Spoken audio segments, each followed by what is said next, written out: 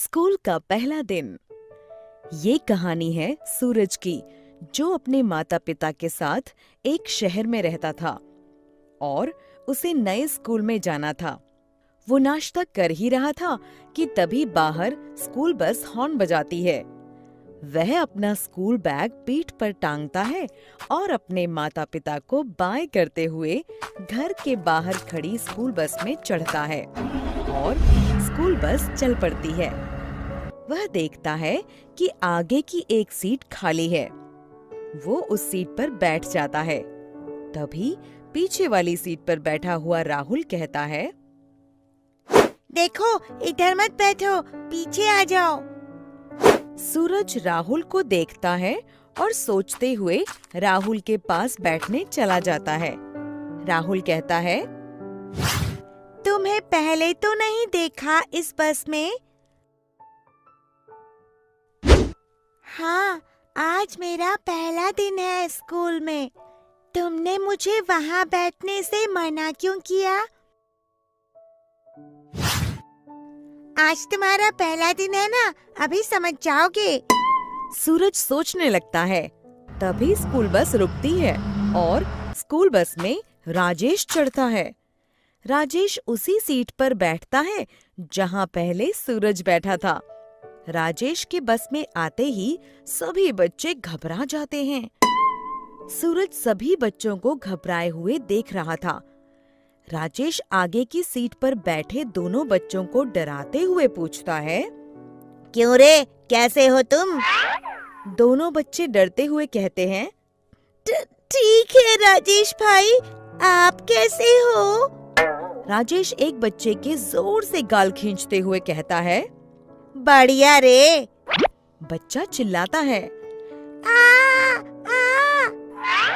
ये सब पीछे बैठे दोनों देख रहे होते हैं।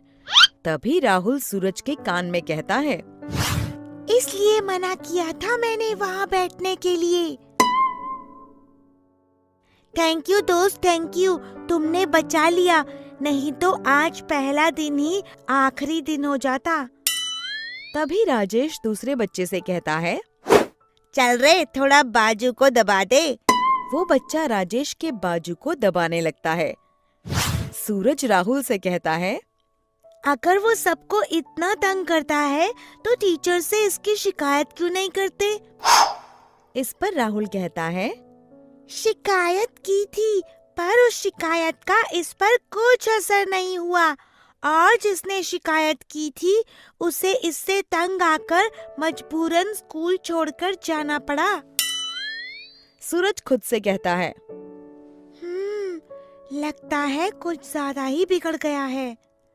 सूरज अपनी क्लास में पढ़कर दोपहर को स्कूल की छुट्टी के बाद स्कूल बस में सोचते हुए घर पहुंचता है। उसकी माँ उसे कहती है, आ गए बेटे, चल कपड़े बदल ले, मैं खाना लगाती हूँ। माँ टेबल पर खाना रखती है। तभी वो वहाँ आता है और कुर्सी पर बैठकर राजेश के बारे में सोचने लगता है। माँ उसे सोचते हुए देखती है और पूछती है, तो कैसा रहा आज का दिन? दोस्त वोस्त बने या नहीं?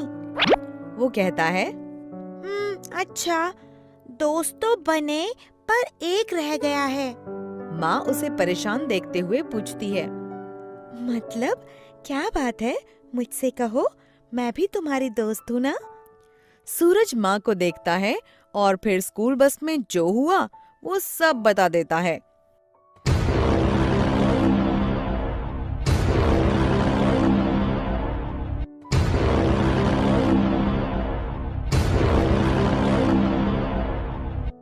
माँ सब समझने के बाद कहती है, जैसे कि तुमने मुझे ये बात दोस्त होने के नाते बताई है, तो मैं भी दोस्त की तरह ही तुम्हें सुझाव दूंगी। वो सूरज को समझाने लगती है। वो बाहर से 2 छड़ी लाती है, फिर बड़ी आसानी से पहले एक छड़ी को तोड़ती है और फिर दूसरी छड़ी को। सूरज की समझ में कुछ नहीं आ रहा था। फिर माँ उन चारों छड़ियों को एक साथ तोड़ने की भरपूर कोशिश करती है, पर वो चारों छड़ियाँ एक साथ इतनी मजबूत हो जाती हैं कि टूटती ही नहीं। थक हार कर वो उन छड़ियों को टेबल पर रख देती है। सूरज समझ जाता है। वो खुश होकर अपनी माँ के गले लग जाता है और कहता है, मैं समझ गया माँ। और अगले दिन सुबह सभी बच्चे स्कूल बस में बैठे हुए होते हैं।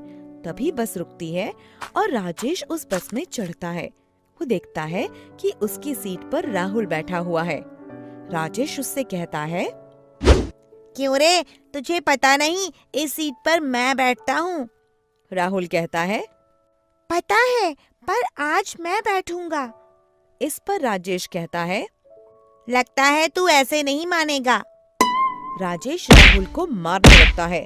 तभी सूरज कहता है, खबरदार जो राहुल को हाथ लगाया।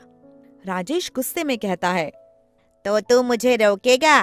तभी बस के सभी बच्चे खड़े हो जाते हैं और कहते हैं, नहीं, हम सब रोकेंगे। नहीं, हम सब रोकेंगे। नहीं, हम सब रोकेंगे। नहीं, हम सब रोकेंगे। राजेश सभी बच्चों को एक साथ खड़े देखता है तो डर जाता है और कहता है, तो कोई बात नहीं, ये बैठ जाए यहाँ पर, मैं पीछे बैठ जाता हूँ। सभी बच्चे राजेश को डरा हुआ देखकर अपनी एकता पर खुश होते हैं। सूरज और राहुल सभी बच्चों को खुश देखकर मुस्कुराते हैं। शिक्षा एकता में शक्ति होती है। एकजुट होकर हम बड़ी से बड़ी मुश्किल का सामना कर सकते हैं।